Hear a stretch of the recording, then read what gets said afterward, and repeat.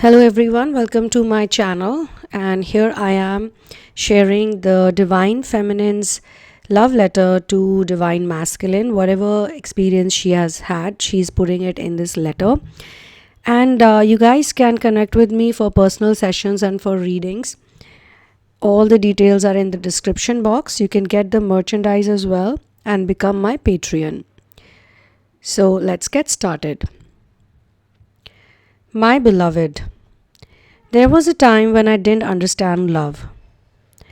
I thought love was excitement, intensity, passion that burned like wildfire and left me breathless.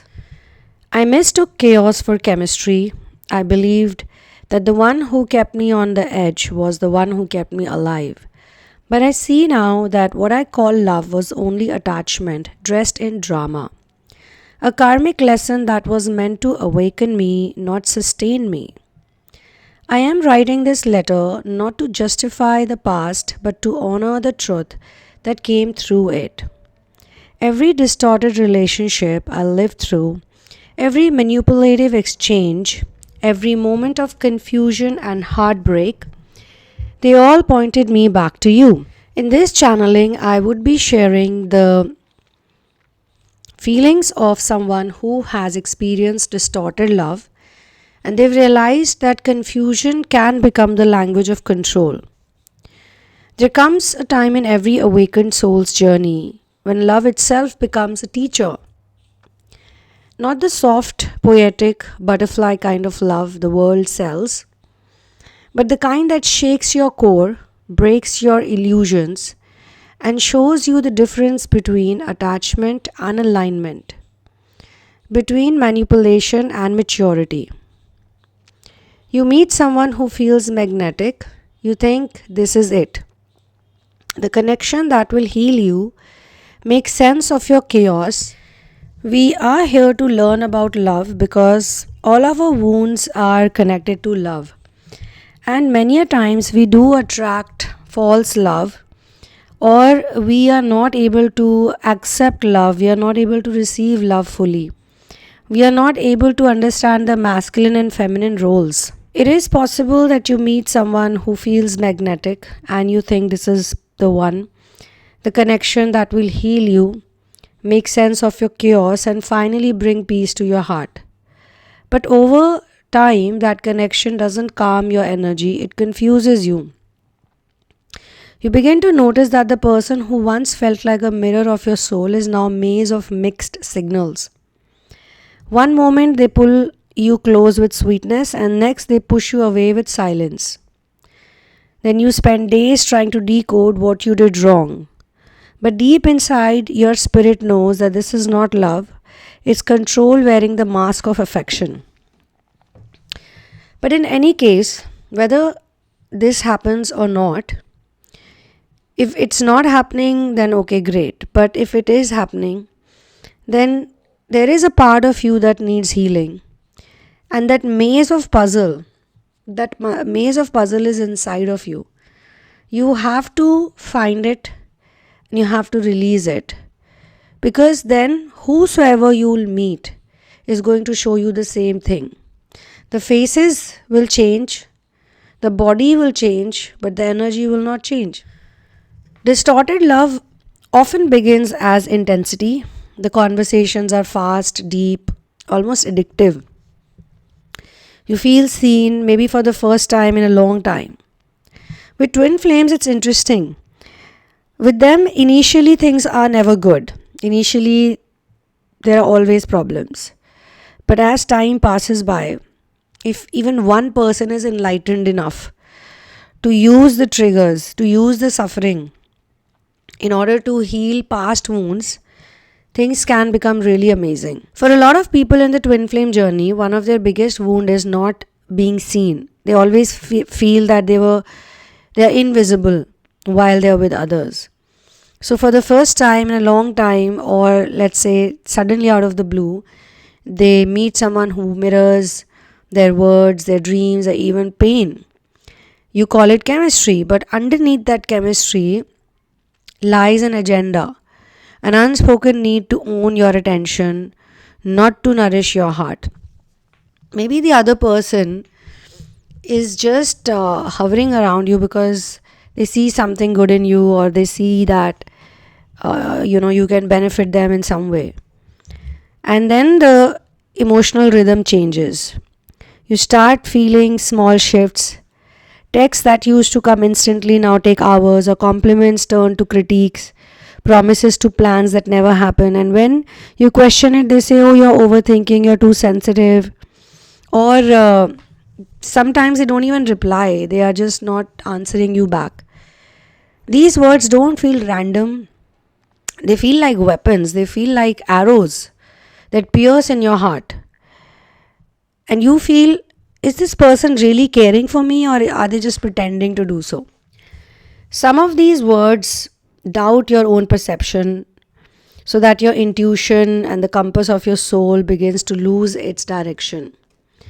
Love in its purest form brings clarity. It may be perfect, but it doesn't play games. It tells the truth. Confusion, on the other hand, is the shadow form of control. It's a way to destabilize you emotionally so that you give more than what you receive. So, manipulation through uncertainty is something that the manipulator does. Manipulator doesn't roar. They usually are very calm because they are strategizing everything. Their strategy is subtle. They control the pace. When they sense that you're pulling away, they become attentive. They become nice to you. They give you enough attention to keep you hopeful. Then they can talk about fate, or they can say meant to be, it's all meant to be, how special you are. Many a times it's not that they're feeling it, they're just saying it because they know that it's gonna hook you emotionally. They don't love you, they love how you love them. These people are not givers, they're takers. They're camouflaged as partners. They calculate interactions like business deals, like what can I get from this? Whether it's emotional validation, financial comfort, social image, or a place to stay, they attach themselves for survival, not sacred union. But all these feelings that you are getting from this person, you have to understand one thing, that these feelings are being felt by you and not by them. They are feeling good, they are feeling happy, they are enjoying, they are present, more present maybe, and they are using your presence as a good thing. Like, okay, I got this person, so I must be good, I must be amazing, I must be doing great. They are using you to build their image or to feel good.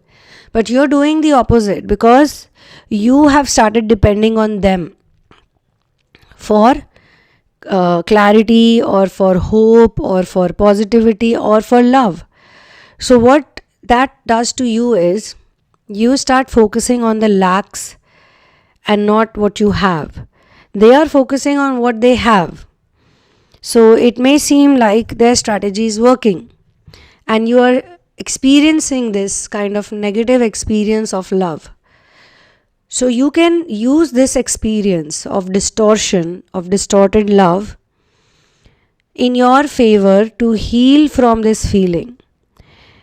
If you are able to release this feeling of not being good enough, this feeling of having low self-worth or low value, how is it that the same person who was pursuing you, convincing you, is now able to make you feel low value? They could have made you feel low value, low on worth earlier also, right? But they weren't able to do so because back then you were not focusing on them. Your focus was on you, completely on you. Especially when you feel people are doing business with you, that's the time when you need to actually take a step back and think. No one can do business with a person who's worthless. No one literally can make money out of you or use you or do a barter deal with you if you don't have anything. You have to remind yourself really clearly that they cannot use you if you don't have anything. But then you need to also think very logically, that what type of relationship do you want to have with yourself? Not with them, but with yourself first. The emotional instability comes from inner voids, unresolved trauma, greed, fear, or entitlement. What they are showing to you could be opposite polarity, could mean that you are less entitled and they are more. You are not demanding and they are not demanding. So they are triggering you. When they demand to you, you get triggered. You are like, why is this person so demanding? And then you feel bad, because when you fulfill their demands, when you say yes to everything they ask for, when they want you to please them in different ways and you do it, then you feel like, why am I doing this? So the feeling that I have to do this and I'm not doing it joyously like they are doing it joyously and they're having a good time, why can't I? You have to ask these questions to yourself. You become their fuel, their emotional oxygen, their safe house from the storm they never faced within. But then, what about you becoming your own fuel, your own emotional oxygen? Because you are capable, you are fully capable of doing it for others, you can definitely do it for yourself. A relationship with a manipulative partner feels like a loop. Idealization, confusion, devaluation, and intermittent reward. At first, they idolize you, they project their fantasies onto you, they convince you that you're the one. This is the honeymoon phase when you feel adored. Then slowly they begin to test how much control they have, pulling away, lying about small things, dismissing your needs. You start to question your worth. Then, when you finally get upset or distant, they reward you with a sudden act of affection, a sweet text, a small gift, or a passionate reunion. This pattern keeps you addicted. But one thing you can learn from these people is how they always are up to something to keep themselves happy or to keep their needs fulfilled. They don't depend on anyone, they don't even go to God. They don't even ask God to help them. They are always doing something or the other. It may be tiring to compete with them, it may be tiring to be like them. They can make you feel jealous or they can make you feel bad about certain things. You can't go out like them, you can't act like them, you can't behave like them. But you can do what you like, you can do what you love.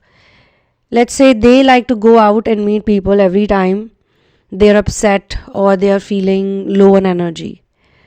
And you can also do certain things, like if you love meditation, meditate. If you like to journal, journal. If you like to paint, paint. Don't depend on them. And if you feel a hollow, if you're feeling scared and nervous, definitely there's an energy that you need to release over there. Use different tools. Journaling, writing is pretty much the same. You can do EFT. You can work with a person like me one-on-one who can help you release your patterns and loops, especially the chronic patterns that keep coming back. You need someone to help you with it, someone who's already done it. An expert can help you. And for these things, you don't need a degree. That's the thing. Maybe you go to a psychiatrist, they would show you a degree. But a healer, an intuitive reader, is something that you look for on your own. You always find that person on your own. So you have to surrender to the fact that you have to work with them so that you can release what you already know needs to be released.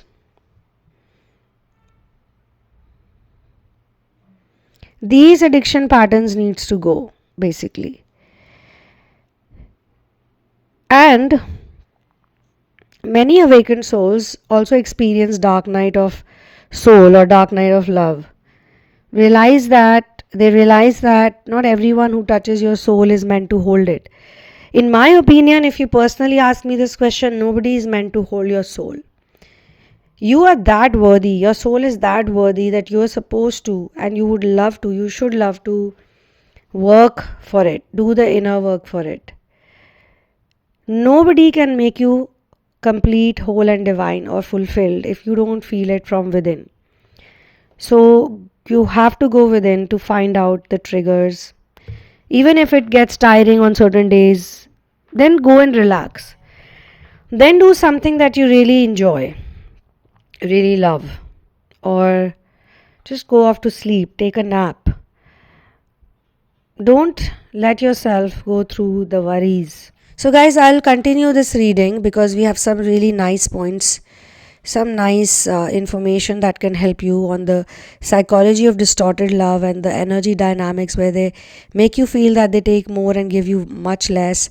What is attraction and what is alignment, and how to choose clarity over chemistry each time, and what is the wisdom you need, what is the wisdom required for the awakened heart, and then how can you build a relationship with God, and then how do you then bring stability in your love life, in your love language. So I'll discuss all of this in the next one. I will see you soon. One love, peace out, and victory to Ram.